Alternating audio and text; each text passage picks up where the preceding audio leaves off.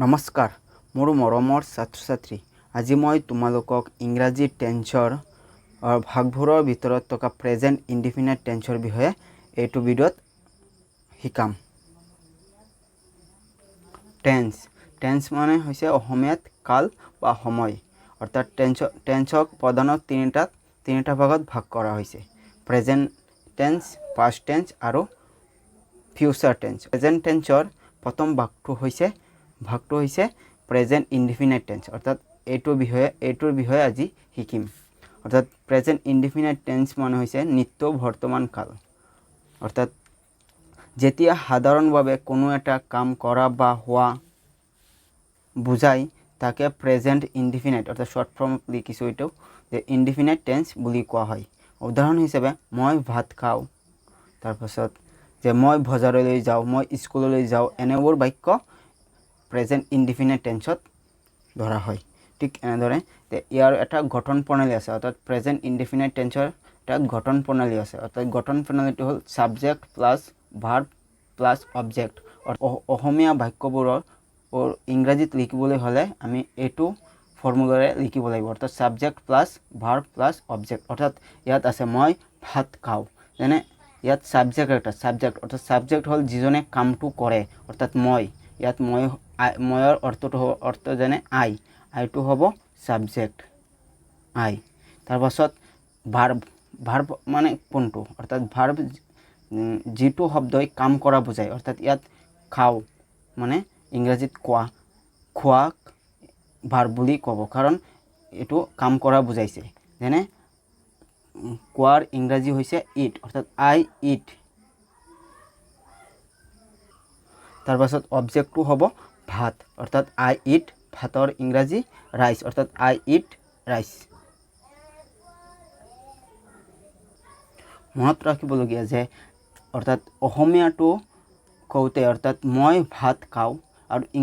ইংৰাজীত লিখোঁতে I eat rice, অৰ্থাৎ ছাবজেক্টটো হ'ব আই, তাৰপিছত ছাবজেক্ট আই, ভাৰ্ব ইট আৰু তাৰপাছত অবজেক্ট ৰাইচ, অৰ্থাৎ আই ইট ৰাইচ, মই ভাত খাওঁ। অৰ্থাৎ অসমীয়া কওঁতে ছাবজেক্টৰ পিছত অবজেক্ট ক'ব লাগে, যেনে আই মানে মই, তাৰপিছত ৰাইচ অৰ্থাৎ ভাত, মই ভাত খাওঁ। কিন্তু যদি ছাবজেক্টটো অৰ্থাৎ এইটো ছাবজেক্টটো থাৰ্ড পাৰ্চন ছিংগুলাৰ নাম্বাৰ হয়, অৰ্থাৎ থাৰ্ড পাৰ্চন মানে তৃতীয় পুৰুষ একবচন হয়, তেনেহ'লে ভাৰ্বৰ লগত প্ৰয়োজন সাপেক্ষে এছ নাইবা ইএছ যোগ কৰা হয়। থাৰ্ড পাৰ্চন ছিংগুলাৰ নাম্বাৰ কোনবোৰ জানিবলৈ আমি পাৰ্চনৰ বিষয়ে জানিব লাগিব। অৰ্থাৎ পাৰ্চন হৈছে তিনি প্ৰকাৰৰ, যেনে ফাৰ্ষ্ট পাৰ্চন অৰ্থাৎ প্ৰথম পুৰুষ, ছেকেণ্ড পাৰ্চন অৰ্থাৎ দ্বিতীয় পুৰুষ আৰু থাৰ্ড পাৰ্চন মানে তৃতীয় পুৰুষ। সিহঁতক আকৌ একবচন আৰু বহুবচন অৰ্থাৎ ছিংগুলাৰ আৰু প্লুৰেল নাম্বাৰত ভাগ কৰা হৈছে। ছিংগুলাৰ নাম্বাৰ অৰ্থাৎ একবচন এইটো আৰু প্লুৰেল মানে বহুবচন। অৰ্থাৎ ফাৰ্ষ্ট পাৰ্চন হ'ব আই মানে মই, তাৰপাছত প্লুৰেল অৰ্থাৎ ইয়াত একবচন অৰ্থাৎ মই মানে একবচন অৰ্থাৎ ছিংগুলাৰ নাম্বাৰ, আৰু প্লুৰেল নাম্বাৰ হ'ব উই মানে আমি। আৰু ছেকেণ্ড পাৰ্চন ডাইৰেক্ট প্লুৰেল নাম্বাৰত হ'ব ইউ। আৰু থাৰ্ড পাৰ্চন ছিংগুলাৰ নাম্বাৰত হ'ব হি,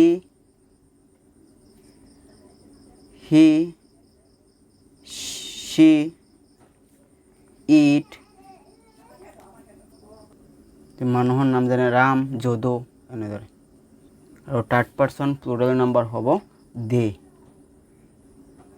মানে হৈছে সিহঁত। এতিয়া আকৌ কণ্ডিশ্যনটো পঢ়ি চাওঁ। যদি ছাবজেক্টটো থাৰ্ড পাৰ্চন ছিংগুলাৰ নাম্বাৰ হয় তেনেহ'লে ভাৰ্বৰ লগত প্ৰয়োজন সাপেক্ষে এছ নাইবা ইএছ যোগ কৰা হয়। অৰ্থাৎ থাৰ্ড পাৰ্চন কোনবোৰ, এইবোৰ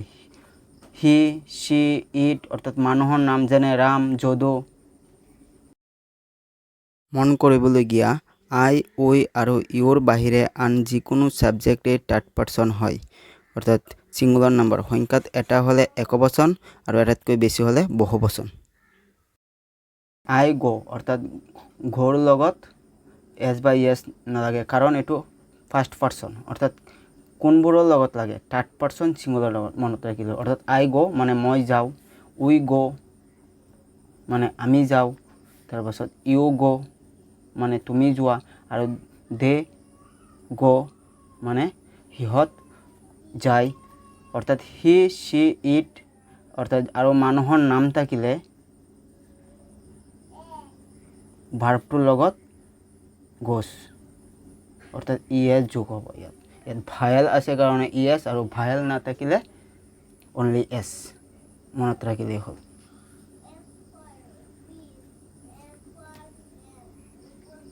এতিয়া কেইটামান অনুবাদ লওঁ যেনে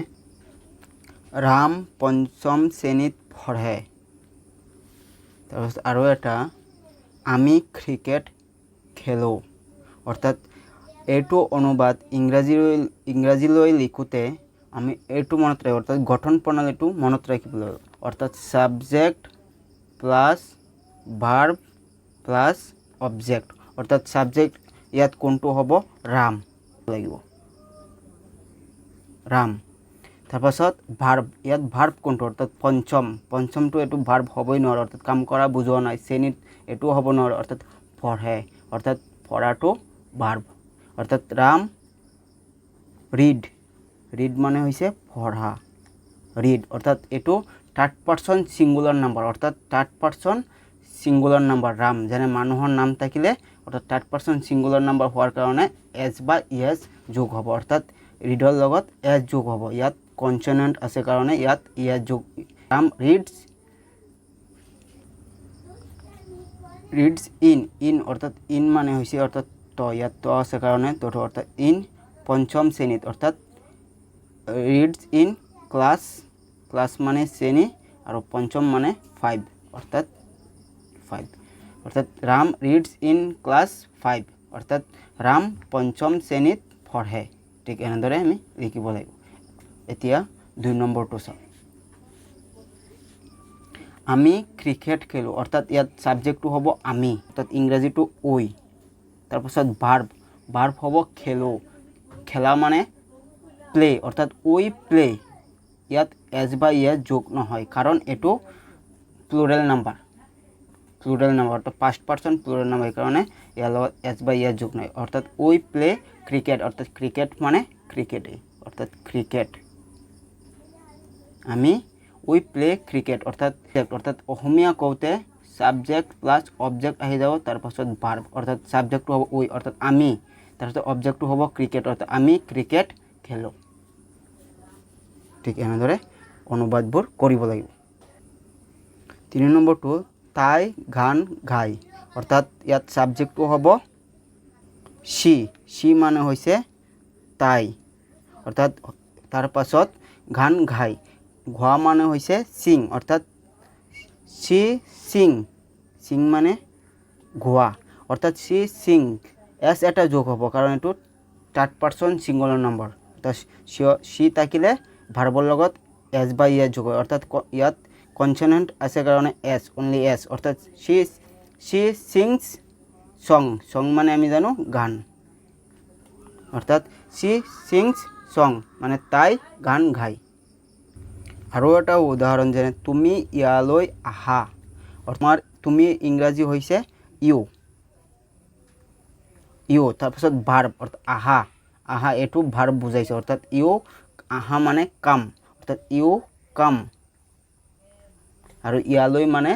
হিয়াৰ ইয়াত বা ইয়ালৈ থাকিলে হিয়াৰ অৰ্থাৎ ইউ কাম অৰ্থাৎ ইয়ালৈ মানে হিয়াৰ অৰ্থাৎ তুমি ইয়ালৈ আহা ইয়াত এটা কথা মন ৰাখিলোঁ অৰ্থাৎ ৰাম পঞ্চম শ্ৰেণীত পঢ়ে আমি ক্ৰিকেট খেলোঁ তাই গান গায় তুমি ইয়ালৈ আহা এনেবোৰ বাক্য এইটো প্ৰেজেণ্ট ইনডিফিনাইট টেন্সত পৰে ঠিক প্ৰেজেণ্ট ইনডিফিনাইট টেন্সত পঢ়িলে আমি এনেদৰে গঠন কৰিব লাগিব অৰ্থাৎ subject plus verb plus object আৰু যদি ছাবজেক্টটো থাৰ্ড পাৰ্চন ছিংগুলাৰ নাম্বাৰ হয় তেন্তে আমাৰ ভাৰ্বৰ লগত এছ বা ইএছ যোগ কৰিব লাগিব তাৰ প্ৰয়োজন সাপেক্ষে প্ৰেজেণ্ট ইনডিফিনাইট টেন্সৰ অৰ্থাৎ 2 নম্বৰ গঠন প্ৰণালী অৰ্থাৎ এইটো টেন্সত আৰু এটা গঠন প্ৰণালী আছে যেনে গঠন প্ৰণালী টু অৰ্থাৎ গঠন প্ৰণালীটোত সাবজেক্ট প্লাস বি ভাৰ্ব অৰ্থাৎ ইয়াত ভাৰ্ব নাথাকে বি ভাৰ্ব থাকিব। বি ভাৰ্ববোৰ হৈছে যেনে এম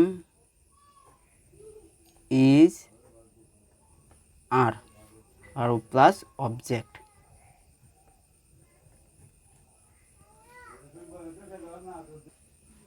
কেৱল আইৰ লগত এম যেনে আই এম। সিঙ্গুলাৰ নাম্বাৰ মানে একবচন অৰ্থাৎ যেনে হি এটা সিঙ্গুলাৰ নাম্বাৰ, হি একবচনৰ লগত অৰ্থাৎ ইজ হয় অৰ্থাৎ হি ইজ, তাৰপাছত সি ইজ, তাৰপাছত মানুহৰ নাম যেনে ৰাম ইজ। অৰ্থাৎ সাবজেক্টটো যদি একবচন হয় তেন্তে ইজ হয় আৰু যদি বহুবচন হয় প্লুৰেল নাম্বার অর্থাৎ বহুবচন যদি বহুবচন হয় তেন্তে সাবজেক্টটো যদি বহুবচন হয় তেন্তে আর যেনে উই আর, ইউ আর, দে আর, ঠিক এনেদৰে ব্যৱহাৰ হয়। অৰ্থাৎ সাবজেক্টৰ পিছত এম ইজ আৰ অৰ্থাৎ এই তিনিটাৰ পৰা এটা হ'ব আৰু তাৰপাছত অবজেক্টটো হ'ব। অৰ্থাৎ কেইটামান আমি অনুবাদ কৰি চাওঁ। উদাহৰণ হিচাপে মই এজন ছাত্ৰ অৰ্থাৎ ইয়াত এই বাক্যটোত ইয়াত ভাৰ্ব নাই অৰ্থাৎ মই এটা সাবজেক্ট, এজন মানে এ আৰু ছাত্ৰ মানে ষ্টুডেণ্ট অৰ্থাৎ ছাত্ৰ, অৰ্থাৎ ইয়াত কাম কৰা শব্দ নাই কাৰণ ইয়াত ভাৰ্ব নাই কাৰণে ইয়াত বি ভার্ব হ'ব। বি ভার্ব কি হ'ব এম ইজ আর অর্থাৎ মই মানে সাবজেক্টটো হ'ব আই আৰু লগত সদায় কি হয় এম হয় আই এম এ অৰ্থাৎ আৰু অবজেক্টটো হ'ব এজন ছাত্ৰ অৰ্থাৎ এ ষ্টুডেণ্ট, এ মানে এজন, আই এম এ ছাত্ৰ মানে ষ্টুডেণ্ট, ষ্টুডেণ্ট অৰ্থাৎ আই এম এ ষ্টুডেণ্ট, মই এজন ছাত্ৰ। ঠিক এনেদৰে এই বাক্যবোৰ ইংৰাজীত অনুবাদ কৰা হয়। মনত ৰাখিলে অৰ্থাৎ ভাৰ্ব না থাকিলে অৰ্থাৎ বি ভাৰ্ব হ'ব, এম ইজ আৰৰ পৰা এটা হ'ব অৰ্থাৎ সাবজেক্ট অনুযায়ী। আৰু এটা উদাহৰণ যেনে 2 নম্বৰটো ৰাতুল এজন ডক্তৰ অৰ্থাৎ ৰাতুল এজন ডক্তৰ ইয়াত বুজাইছে কাৰণ ইয়াত এইটোত অৰ্থাৎ ৰাতুল নামটো হ'ব অৰ্থাৎ সাবজেক্ট যেনে ৰাতুল অৰ্থাৎ ৰাতুলৰ লগত কি হ'ব ইজ অৰ্থাৎ মানুহৰ নামৰ লগত কি হয় ইজ অৰ্থাৎ একবচনৰ এটা কাৰণে ইয়াত ৰাতুল ইজ হৈছে অৰ্থাৎ সিঙ্গুলাৰ নাম্বাৰ কাৰণে ইজ অৰ্থাৎ ৰাতুল ইজ এজন ডক্তৰ অৰ্থাৎ এ ডক্টৰ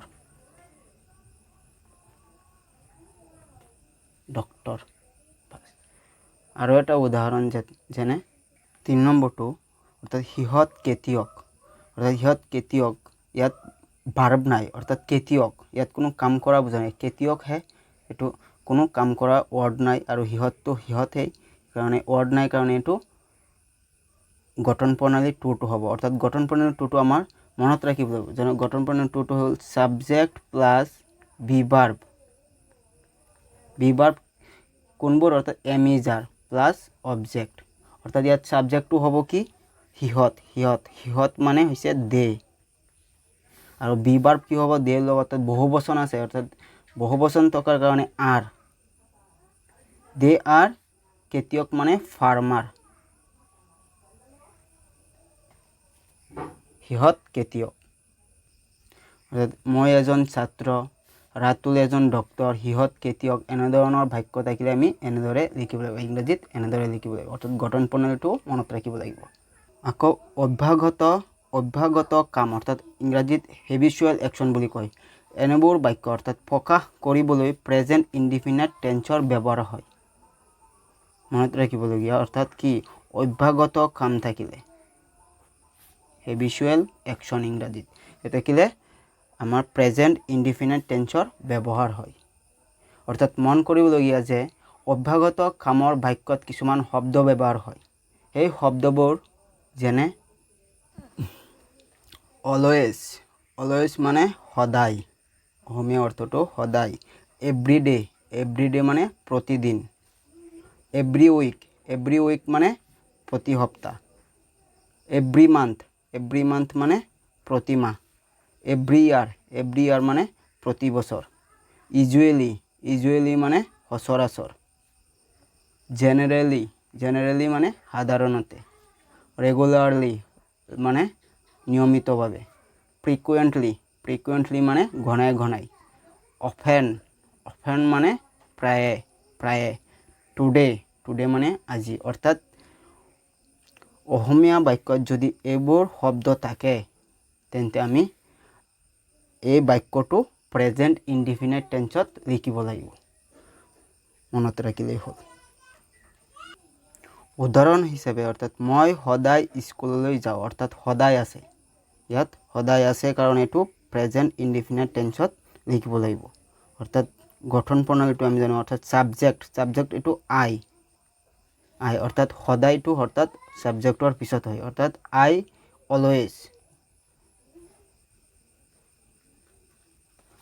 অলৱেজ অৰ্থাৎ এতিয়া ভাৰ্ব অৰ্থাৎ ছাবজেক্ট অৰ্থাৎ ভাৰ্ব মানে যাওঁ মানে যোৱা অৰ্থাৎ গো আই অলৱেজ গো ইয়াত লৈ আছে কাৰণে to I always go to স্কুললৈ যাওঁ অৰ্থাৎ I always go to school অৰ্থাৎ মই সদায় স্কুললৈ যাওঁ এনেদৰে লিখিব লাগিব 2 নম্বৰ উদাহৰণটো তেওঁ গনাই ইয়ালৈ আহে অৰ্থাৎ এইটো ঘনাই আছে কাৰণে অৰ্থাৎ আমি কি শিকিছিলোঁ ঘনাই মানে ফ্ৰিকুৱেণ্টলি মনত ৰাখিলে এইবোৰ ঘনাই ফ্ৰিকুৱেণ্টলি অৰ্থাৎ এই বাক্যটো লিখিবলৈ ইংৰাজী লিখিবলৈ অৰ্থাৎ ছাবজেক্ট হৈছে তেওঁ অৰ্থাৎ হি তাৰপাছত আহিব ভাৰ্ব অৰ্থাৎ ভাৰ্ব আহে মানে কাম অৰ্থাৎ এই ছাবজেক্ট অৰ্থাৎ হি ছাবজেক্টটো থাৰ্ড পাৰ্চন ছিংগুলাৰ নাম্বাৰ এইটো আমাৰ মনত ৰাখিবই লাগিব অৰ্থাৎ থাৰ্ড পাৰ্চন ছিংগুলাৰ নাম্বাৰ কাৰণে এইটো ভাৰ্বৰ লগত এছ বা ই এছ যোগ হয় অৰ্থাৎ ই আছে কাৰণে ইয়াত ই এছ যোগ হৈছে অৰ্থাৎ কামছ অৰ্থাৎ হি কামছ শিকিছিলোঁ হিয়াৰ মানে ইয়ালৈ বা ইয়াত হি কামছ টু হিয়াৰ মানে তেওঁ ইয়ালৈ আহে ঘনাই অৰ্থাৎ ফ্ৰিকুৱেণ্টলি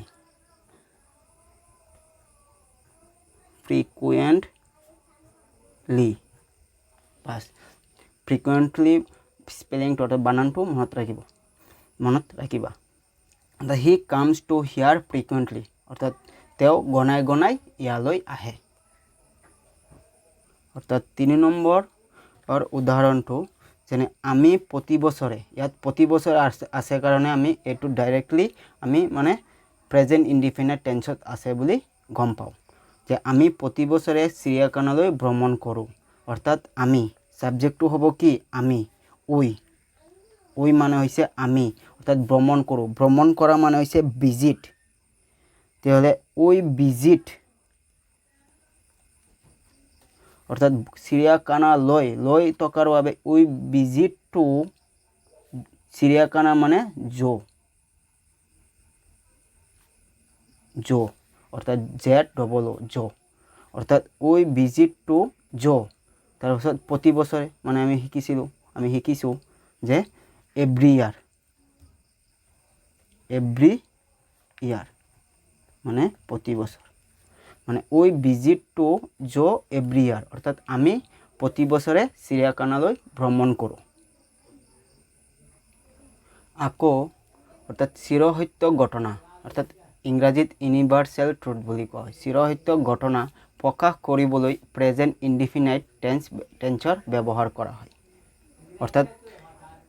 যিবোৰ বাক্য চিৰসত্য ঘটনা অৰ্থাৎ ইউনিভাৰ্চেল ট্ৰুথ মানে চিৰন্তন সত্য বাক্য সেইবোৰ প্ৰেজেণ্ট ইনডিফিনাইট টেন্সত লিখা হয় যেনে উদাহৰণ 1 নম্বৰটো মানুহ মৰণশীল অৰ্থাৎ এইটো চিৰন্তন সত্য বাক্য অৰ্থাৎ মানুহ মৰিবই লাগিব মানুহ মৰণশীল ঠিক তেনেদৰে পৃথিৱীখন ঘূৰণীয়া অৰ্থাৎ পৃথিৱীখন ঘূৰণীয়াই এইটো চিৰন্তন সত্য বাক্য ঠিক এনেদৰে আৰু এটা বাক্য যাতে পৃথিৱীয়ে সূৰ্যৰ চাৰিওফালে ঘূৰে অৰ্থাৎ পৃথিৱীয়ে সূৰ্যৰ চাৰিওফালে ঘূৰে এইটো কথা সঁচা সেয়ে এইটো চিৰন্তন সত্য বাক্য বা চিৰসত্য ঘটনা সেয়ে আমি এনেবোৰ বাক্য থাকিলে আমি প্ৰেজেন্ট ইনডিফিনাইট টেন্সত লিখিব লাগে। অৰ্থাৎ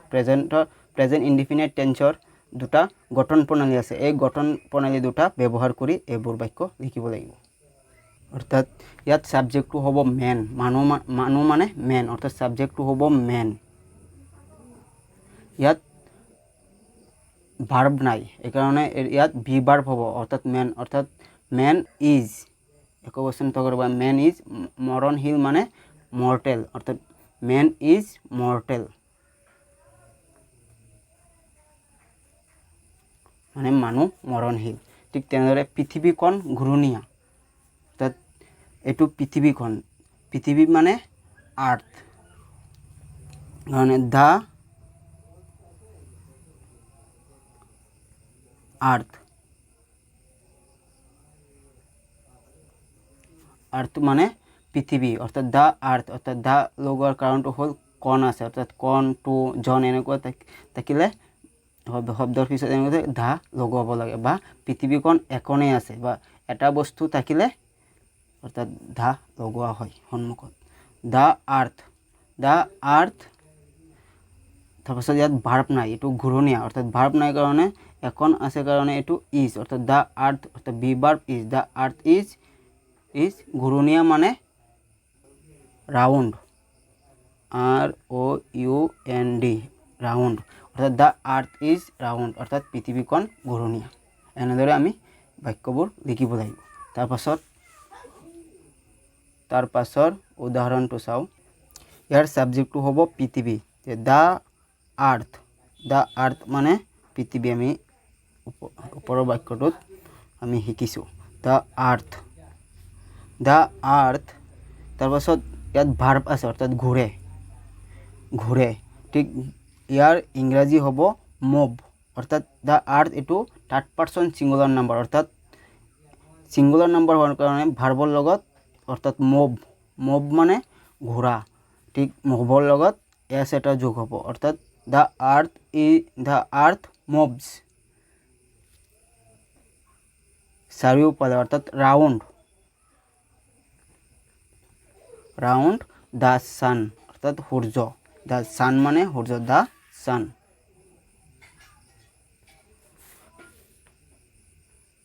অৰ্থাৎ the earth moves round the sun মানে সূৰ্য, অৰ্থাৎ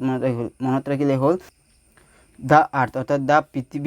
দ্য আৰ্থ মানে পৃথিৱীয়ে অৰ্থাৎ ঘূৰে, মুভছ তাৰ চাৰিওফালে মানে ৰাউণ্ড অৰ্থাৎ সূৰ্যৰ, দ্য ছান, অৰ্থাৎ the earth moves round the sun, অৰ্থাৎ এইটো একলগ হ'ল দ্য ছান, অৰ্থাৎ পৃথিৱীয়ে সূৰ্যৰ চাৰিওফালে ঘূৰে।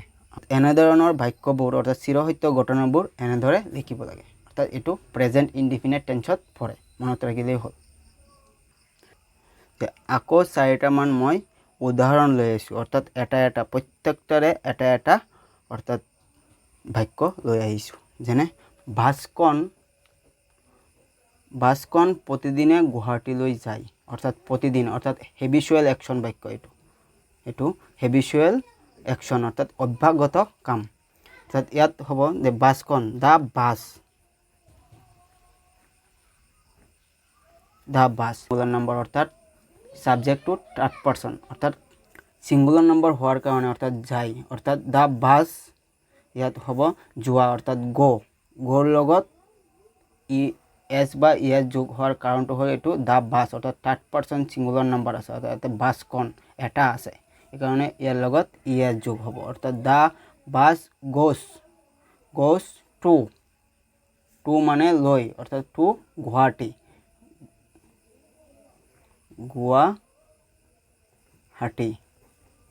গুৱাহাটী প্ৰতিদিন মানে এভৰিডে,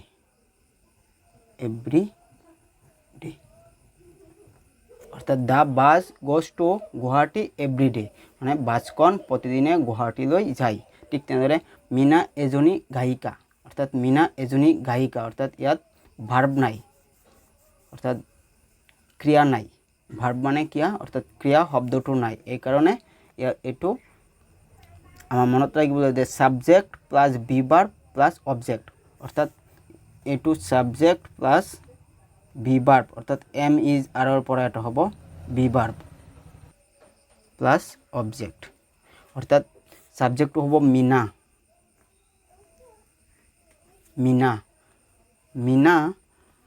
তাৰপিছত বি ভার্ব অর্থাৎ মিনা এটো থার্ড পারসন সিঙ্গুলার নাম্বার হওয়ার কারণে অর্থাৎ সিঙ্গুলার নাম্বার হওয়ার কারণে বি ভার্ব হ'ব ইজ অর্থাৎ এম ইজ আৰৰ পৰা ইজ হ'ব মিনা ইজ এজনী গায়িকা অৰ্থাৎ এ সিঙ্গাৰ সিঙ্গাৰ মানে আমি জানো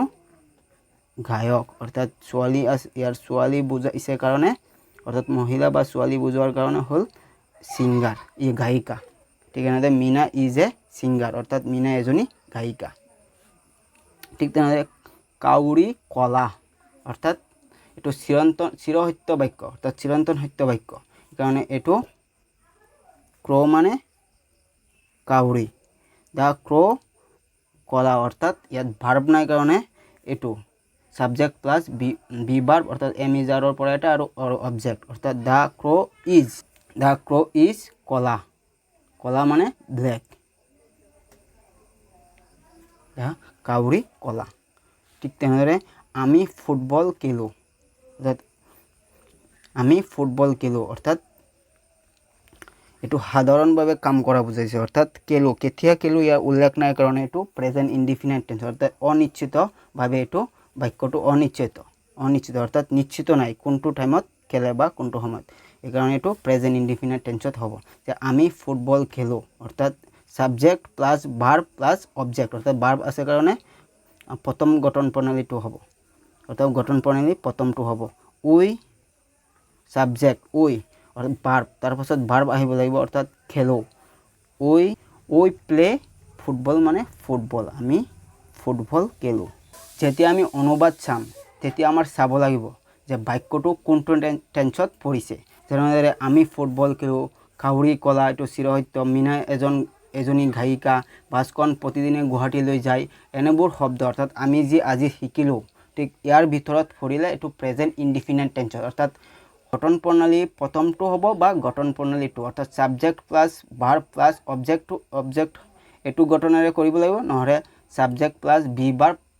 প্লাস অবজেক্ট এইকেইটা মনত ৰাখিলেই হ'ল যে আজি আমি প্ৰেজেন্ট ইনডিফিনাইট টেন্সৰ বিষয়ে ভালদৰে জানিলোঁ অৰ্থাৎ তোমালোকে বহিত লিখি শিকিবলৈ যত্ন কৰিবা আৰু আমি এনেদৰে লাহে লাহে আগুৱাই গৈ থাকিম যদি ভালদৰে বুজাব পাৰিছোঁ তেনেহলে তোমাৰ বন্ধু বান্ধৱীলৈ শ্বেয়াৰ কৰি দিয়া আৰু লগতে আমাৰ এই চেনেলটো সাবস্ক্ৰাইব কৰিবলৈ নাপাহৰিবা ধন্যবাদ।